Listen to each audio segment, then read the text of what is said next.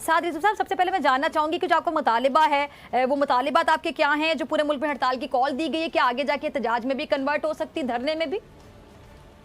अस्सलाम वालेकुम, बहुत शुक्रिया जी डॉक्टर साहबा। आप हमने हमारा बुनियादी मुतालबा जो डॉक्टर साहब है वो है कि जो 14 फरवरी के बाद पेट्रोलियम की मसनूआत के अंदर जो कीमतों के अंदर इजाफा किया गया है उसकी वापसी, ये हमारा पहला बुनियादी मुतालबा है। और इसके लिए आज हमने मुल्क भर में शटर डाउन कॉल दी थी जो अल्हम्दुलिल्लाह बहुत नहायत कामयाब रही, बल्कि पूरी कौम एक तहरीक लब्बैक पाकिस्तान की आवाज़ के साथ मिलाकर गरीबों की आवाज़ का हिस्सा बनी। इसके लिए मैं पूरी कौम का शुक्रगुजार हूँ। और आगे जो सिलसिला है इंशाल्लाह जब तक ये कीमतें वापस नहीं लेते उस वक्त तक हम इंशाल्लाह इस सिलसिले को जारी रखेंगे।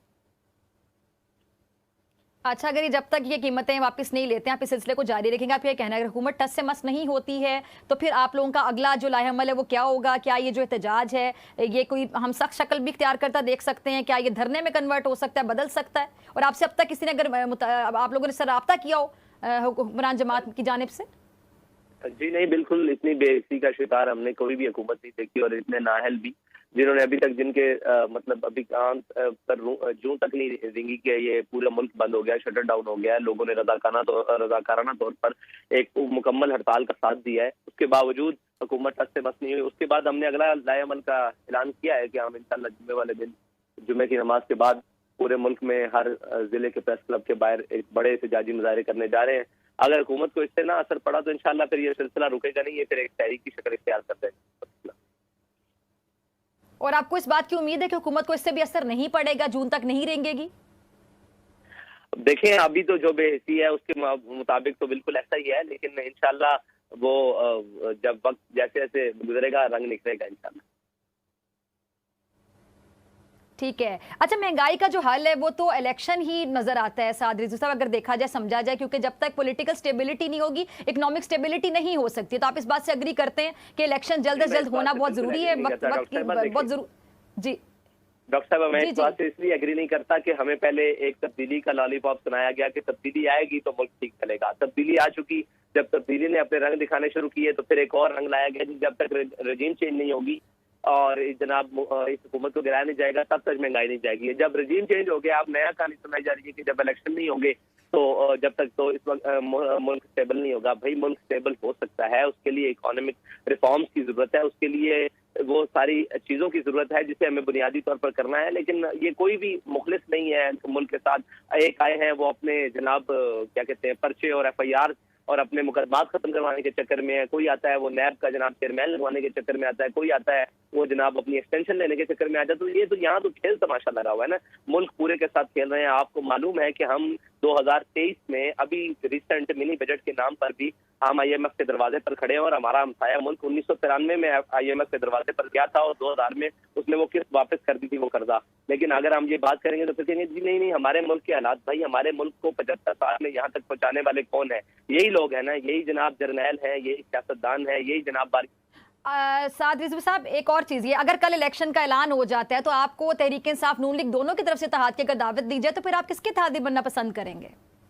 जी मैं सिर्फ कौम का इत्तेहादी बनना पसंद करूंगा, जिस कौम के लिए जनाब महंगाई के लिए आज हमने शटर डाउन कॉल की। पूरी पाकिस्तान की किसी भी जमात ने इसका हिमायत का ऐलान नहीं किया। इसका मतलब है हर कोई अपनी सियासत के लिए खेल रहा है, कौम के लिए तो किसी ने भी आवाज बुलंद नहीं की। अच्छा, तो आप कितने पुरुमीद हैं? आप जिस तरह अगर आप ये एहतजाज करेंगे, आप लोग, आपने कहा फिर आगे जुम्मे के दिन आपके पास एक अगला लाहेअमल भी है, आपके पास नेक्स्ट प्लान भी है, तो अगर आप साथ ये भी कह रहे हैं कि आपको उम्मीद है, जैसा आज भी किसी के कान से जूं तक नहीं रेंगी, किसी ने राब्ता नहीं किया आप लोगों से, बेहिस हुकूमत है, तो आपको लगता है कि जुम्मे वाले दिन भी राब्ता नहीं करेंगे, फिर आगे क्या करेंगे? फिर उसके आगे बाद हम अपना लाहेअमल जारी रखेंगे और उसके बाद इंशाल्लाह एक वक्त ऐसा आएगा जब, यानी आपके पास अभी से कोई प्लान है कि उसके बाद क्या करेंगे साथ साथ, या फिर आप सिचुएशन को देखते हुए, सूरत को देखते हुए डिसाइड करेंगे? जी नहीं, इसके बाद बहुत सारे प्लान है। जी आप कह रहे हैं बहुत से प्लान है आपके पास इसके अलावा? जी इसके बाद बहुत सारे प्लान है जी इंशाल्लाह। तो वो सूरत हाल को देखते हुए, वो सारे पत्ते सूरत हाल को देखते हुए खेले जाएंगे कि अगर हुकूमत इस तरह रिस्पॉन्स देती है तो फिर ये पता खेला जाएगा, नहीं देती तो फिर? देखिए, नामूस रिसालत का मसला ऐसा है जिसके ऊपर हम फौरन रिएक्शन देते हैं। ये है कौम का मसला और कौम की महंगाई का मसला। इसके लिए कौम को बावर कराना जरूरी है कि हम आपके लिए निकले हैं। हम नहीं चाहते कि फौरन किसी चीज का ब्लॉकेज हो, फौरन सारी चीजें हो। हमने शटर डाउन के लिए भी 1 हफ्ते का वक्त दिया, बल्कि 1 हफ्ते से ज्यादा का वक्त दिया, और आगे भी हम 3-4 दिन का वक्त दे रहे हैं, मजीद भी वक्त देंगे। लेकिन अगर ये नहीं आएंगे तो फिर आखिरी हाल यही होता है, तांगा मत बजंगा मत।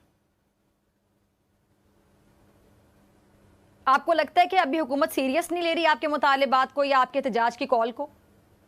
देखिए, हुकूमत तो किसी भी चीज को सीरियस नहीं ले रही ना। हुकूमत को सिर्फ ये फिक्र है कि नवाज शरीफ को कैसे वापस लाना है, इसहाक डार को कैसे स्टेबल करना है, और जनाब लाडलों को कैसे नवाजना है, और अपने मुकदमात को कैसे खत्म करना है, और जनाब अपनी वो क्या कहते हैं सारी हुकूमत को बचाना किस तरह है। अगर हुकूमत को कौम की फिक्र होती तो जब भी IMF के दरवाजे पर ये जाते और मिनी बजट या किसी भी नाम पर कौम का कबाड़ा निकाला जाता, बल्कि ये अशराफियत को नवाजने की चीजें खत्म की जाती, ये बाकी जो सारे मामला है इनको खत्म किया जाता। लेकिन इनके कभी भी इस तरफ नहीं वो होता है। बस वो हमारे जनाब आने वाले वजीर आजम ने ये कह दिया कि वो beggars are not the chooser, तो बस उसका हम खमियाजा भुगत रहे हैं कि वो उन्होंने हमें भिखारी बना दिया और खुद वो भिखारी आला बन गए। बस इतना सा हमें फर्क कर दिया और तो कुछ नहीं बदला इस मुल्क में।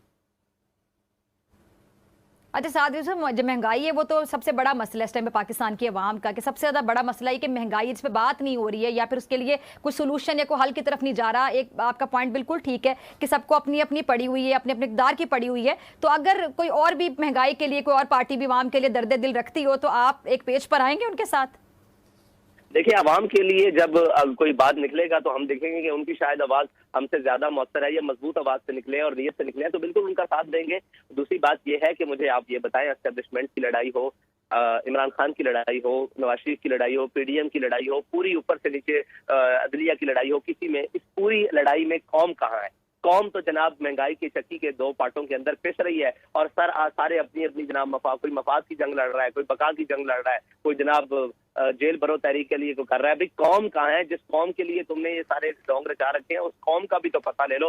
वो कौम जिसके पास जनाब 18,000 रुपए में गुजारा करने वाला जनाब अपने पानी के बिल भी खुद दे रहा है, बिजली के बिल भी खुद दे रहा है, सारा कुछ दे रहा है, और 18 लाख तनख्वाह लेने वाला जनाब बिजली भी यूनिट भी फ्री है, पेट्रोल के जनाब लीटर्स भी फ्री हैं उसके लिए काफी, और गाड़ियां भी मुफ्त है, तालीम भी मुफ्त है, इलाज भी मुफ्त है। तो ये भी तो पता करने की कौम क्या कर रही है। हर कोई अपनी लड़ाई में अपने जनाब एक डुगरी लेके पूरी कौम को आगे लगाया हुआ है। कोई कहता है जेल भर दो, कभी कहते हैं जनाब ये कर दो, और दूसरे आते हैं वो कहते हैं जनाब हम ये करेंगे, हम अपने कपड़े बेचकर कौम के लिए कराएंगे। उन्होंने कौम के बकाया मानदा कपड़े भी उतारने नहीं। मेरे पास आखिरी 30 सेकंड्स हैं, मुझे आपका शुक्रिया अदा करना है। जरा दोबारा नाज़रीन को बता दी कि जो लोग आपको देख रहे हैं इस टाइम पे बोल न्यूज़ देख रहे हैं, आपको सुन रहे हैं कि अब आप अगले जुमे को क्या करने जा रहे हैं?